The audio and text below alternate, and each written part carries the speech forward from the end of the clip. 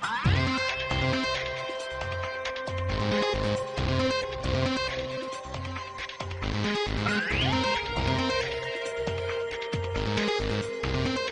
right, you're looking at the Pentax Optio I-10. Very cool, very small, very portable little camera. It's really cool.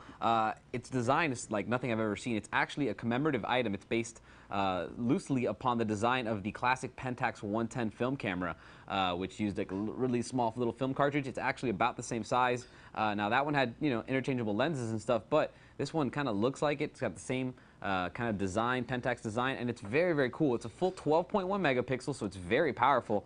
You know, don't mistake its size for being something that's weak in specification. It's a very nice sensor, takes really great pictures, and to top it all off, it takes 1280 by 720p video. So I'm going to take you for a quick tour, show you what it does, show you some of the features, and I want to start you off with the lens. We go ahead and turn it on, and you will see the lens pops out. Now, Pentax does make awesome lenses, so of course they used one of theirs. This is a 5x optical zoom. If you were to do the equivalent in a 35mm camera, it's 28 to 140 millimeters. So if you want to zoom in, it definitely can. If you want to go really wide, it can do that as well. It's actually got up to 31x zoom if you include the digital zoom, which is probably not the best idea, but in an emergency and you don't mind, you know, losing a little bit of quality, you can always use that as well. Now, what's really cool about it is it's got triple shake reduction.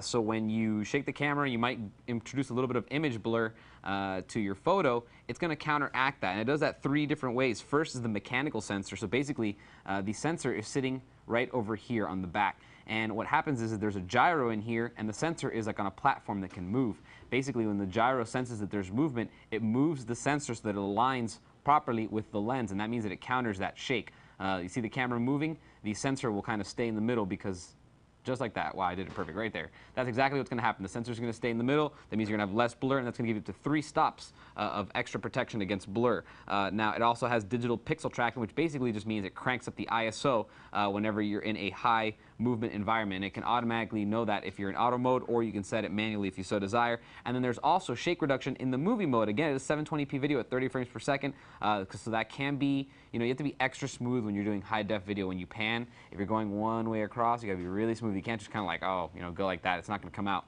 But with the movie mode shake reduction, it does a really, really good job of fixing that. Now, looking at the top of this thing, I'm going to show you a couple things. First of all, this is just a little grip over here. Your power button is right there. I kind of got to show you guys the sound it makes when you turn it on. It's got like a pan flute sound. Let me put my mic a little closer.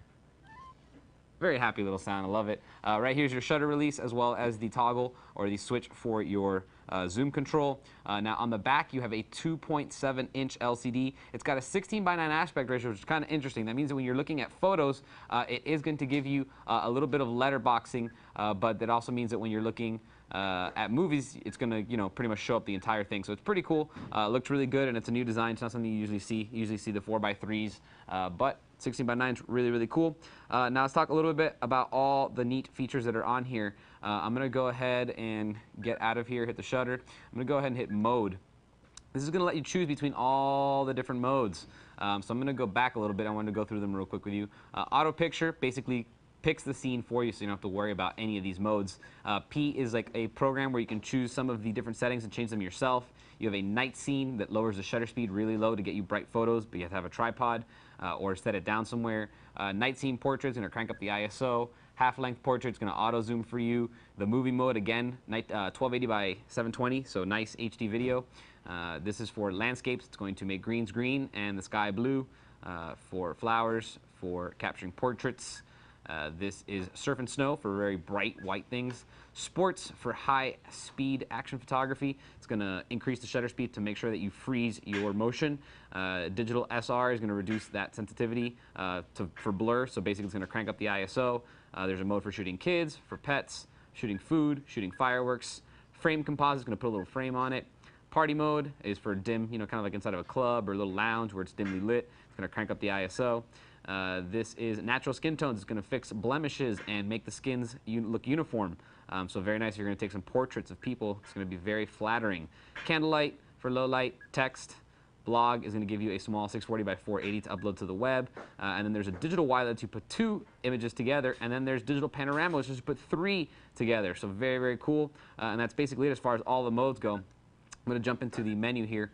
just so you can see that you can choose between different image sizes, select your white balance, select your metering and your auto exposure, as well as do evaluative compensation or exposure value compensation. Sound, you can change your date, text sizes, etc. And then also, am I missing something? I am. Where'd it go? Aha. Scroll down. Here we go. You can adjust all the settings in your camera as well for movie. You can do your D range or your dynamic range. It's going to make your darks not lose all their detail. It's going to make your bright whites not lose all their detail. You can turn on and off your shake reduction. You can do blink detection, digital zoom, instant review, etc., etc. There's even more. It keeps going. But very, very powerful menu as far as manual controls go. If you want to do all that, you can adjust your shutter speed and your aperture manually, but it's still pretty good. Speaking of aperture, I think I missed out on the lens over here. Maximum aperture is 3.5. It can go all the way up to f5.9 when you're in full telephoto. So it's reasonably fast in the wide end at 3.5. 5.9 is okay for the telephoto, but still a great image that it produces with that 12.1 megapixel sensor. Now, that's basically it. I do want to talk to you about a couple little features that are really cool, though. Let me go ahead and put this down for a second. I want to talk to you about filters.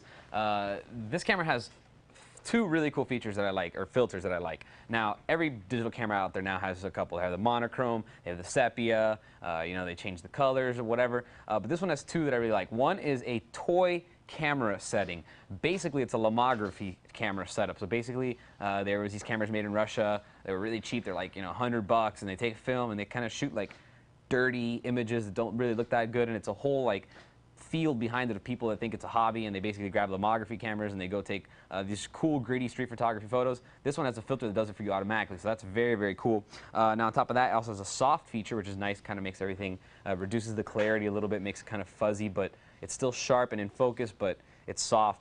Really nice. And then the last one is the one I really like. It's called Starburst. Basically what it does is it turns background bokeh, which is when your object is sharp and then the background's blurry. If there's lights in the background, rather than being round, it can change their shape to either stars, hearts, or crosses. So that's really cool. That's something you're not going to see on any other camera, and I don't think I've ever seen it on anything. It's something completely different, and it's very, very cool. It can make some stunning images if you know how to use it properly, if you get in a bright light or low light environment where you're using the maximum aperture of the lens, so the background is blurry and there's lights back there, it can do a really cool image. So very, very cool. And then one last thing before I let you guys go, this is compatible with iFi cards. So if you are going to use an SD card, which I forgot to mention, it does take SD and SDHC cards down here at the bottom. If you are going to use one, you can use an iFi card. And if you don't know what that is, basically what it does is it's got a little SD card, and it's got a little built-in Wi-Fi transmitter which can automatically upload your photos for you to the internet or to your computer using that little card. And not too many cameras are compatible, but this is one of them. So that's basically it. Very good camera. Love it to death. It's the Optio I-10 from Pentax. If you have any questions on it, feel free to email me, and I'll see you guys next time. For more information on the Pentax Optio I-10 digital camera, type in P925-1130 into any major search engine.